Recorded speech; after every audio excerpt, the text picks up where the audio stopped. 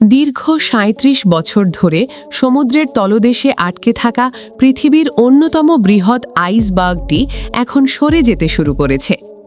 A23A নামের এই বিশাল বরফখণ্ডটি ১৯৮৬ সালে অ্যান্টার্কটিকার উপকূল থেকে বিচ্ছিন্ন হয়ে পড়েছিল। পরে এটি ওয়েডেল সাগরে গিয়ে থেমে যায়। মূলত তখন থেকেই এটি একটি বরফ দ্বীপে পরিণত হয়েছিল।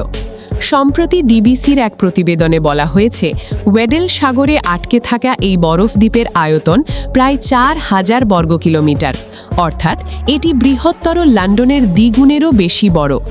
আরও সহজভাবে বললে, এই আইসবার্গটি বাংলাদেশের রাজধানী ঢাকা শহরের প্রায় ১৫ গুণ বড়।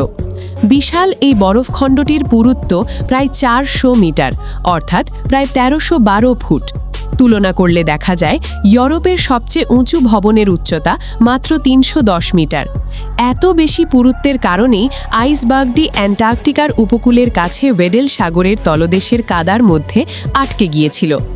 এখন প্রশ্ন হলো, এত বছর পরে হঠাৎ কেন এটি সরে যেতে শুরু করেছে? এ বিষয়ে অ্যান্টার্কটিকা বিষয়ক ব্রিটিশ গবেষক অ্যান্ড্রিউ ফ্লেমিং জানিয়েছেন, আইসবার্গটি ১৯৮৬ সাল থেকে সমুদ্রের তলদেশে আটকে ছিল। দীর্ঘ সময়ের ব্যবধানে ধীরে ধীরে এর আকার ছোট হতে শুরু করেছে, ফলে যেসব অংশ মাটিতে আটকে ছিল সেগুলো ধীরে ধীরে আলাদা হয়ে যাচ্ছে।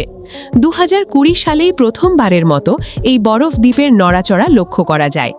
বিজ্ঞানীরা মনে করছেন এটি বৈশ্বিক উষ্ণায়নের একটি সতর্ক সংকেত। বাতাস ও সমুদ্রের স্রোতের প্রভাবে আইসবার্গটি এখন অ্যান্টার্কটিকা উপদ্বীপের উত্তর প্রান্ত অতিক্রম করছে। ওয়েডেল সাগরের বেশিরভাগ আইসবার্গের মতোই এটিও দক্ষিণ আটলান্টিক মহাসাগরের দিকে এমন একটি পথে যাত্রা করবে যাকে বলা হয় আইসবার্গ অ্যালি। সাম্প্রতিক মাসগুলোতে বাতাস ও সমুদ্র স্রোতের কারণেই এর গতি বেড়েছে। এই আইসবার্গটি একসময় অ্যান্টার্কটিকার ফিলসনার আইস শেলফের অংশ ছিল। সেই সময় সেখানে সোভিয়েত ইউনিয়নের একটি গবেষণা ঘাঁটিও ছিল। আইসবার্গটি হারিয়ে যেতে পারে ভেবে মস্কো সেখান থেকে সরঞ্জাম সরিয়ে নেওয়ার উদ্যোগ নিয়েছিল। কিন্তু বরফখণ্ডটির নিচের অংশ ওয়েডেল সাগরের তলদেশের সঙ্গে শক্তভাবে লেগে থাকায় সেটি এতদিন নড়েনি। তবে এখন ৩৭ বছর পর এর নড়াচড়া বিজ্ঞানীদের জন্য নতুন উদ্বেগের কারণ হয়ে দাঁড়িয়েছে।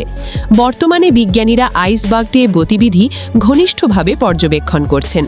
যদি এটি দক্ষিণ জর্জিয়া দ্বীপের কাছে গিয়ে আটকে যায়, তাহলে সেখানে বসবাসকারী লাখ লাখ সিল, পেঙ্গুইন এবং সামুদ্রিক পাখির জন্য সমস্যা সৃষ্টি হতে পারে। এছাড়া ওই অঞ্চলের সামুদ্রিক প্রাণীদের স্বাভাবিক চলাচলও বাধাগ্রস্ত হতে পারে। তবে আইসবার্গকে শুধু বিপদের কারণ বললেও ভুল হবে। এই বিশাল বরফখণ্ডগুলো গলে যাওয়ার সময় লাখ লাখ বছর ধরে জমে থাকা খনিজ উপাদান সমুদ্রের পানিতে মিশে যায়। এসব খনিজ উপাদান সমুদ্রের খাদ্য শৃঙ্খলে গুরুত্বপূর্ণ ভূমিকা রাখে এবং সামুদ্রিক প্রাণীদের পুষ্টি সরবরাহ করে।